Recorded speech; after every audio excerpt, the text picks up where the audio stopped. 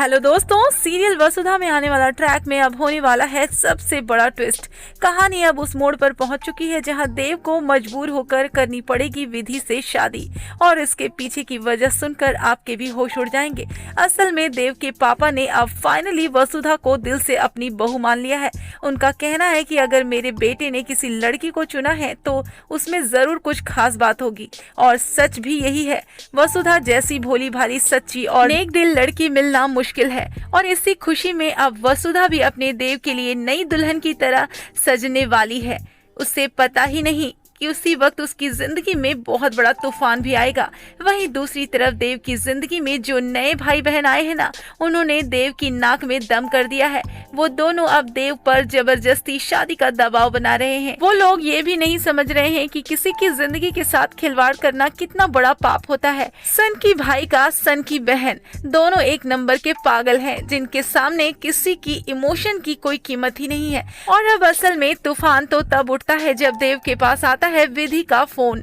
विधि कहती है कि आपने अच्छा नहीं किया मुझसे सगाई तोड़कर, अब देखिए मैं क्या करती हूँ। और इसके बाद विधि उठाती है एक खतरनाक कदम, खुद को नुकसान पहुँचाने की कोशिश करने लगती है। देव के होश उड़ जाते हैं। वो आधी रात को भागता हुआ विधि के पास पहुँच जाता है उसे बचाने के लिए, लेकिन विधि को लगता है कि देव अब उसके प्यार में पागल हो गया है।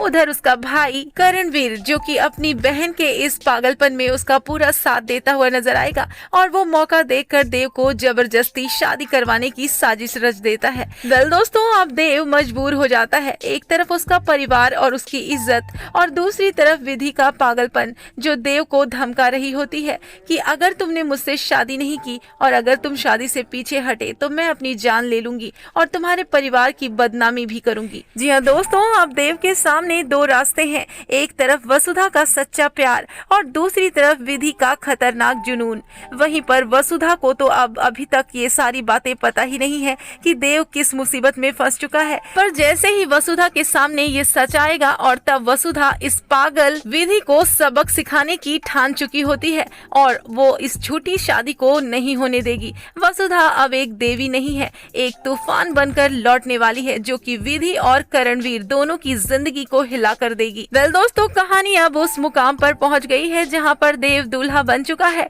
विधि के माथे पर सिंदूर ताने हुए है, और वसुधा की एंट्री से पूरा खेल ही पलटने वाला है। वेल दोस्तों, अब सवाल ये है कि क्या देव इस जबरदस्ती की शादी से निकल पाएगा? क्या वसुधा बचा पाएगी अपने प्यार को इस पागल विधि से, या फिर विधि का पागलपन सबका अंत कर देगा? कमेंट के जरिए आप भी अपनी राय हमें जरूर दीजिए। क्या देव को मजबूरी में ये शादी कर लेनी चाहिए इस विधि से, या फिर वसुधा आए और खत्म कर दे विधि के इस पागलपन को?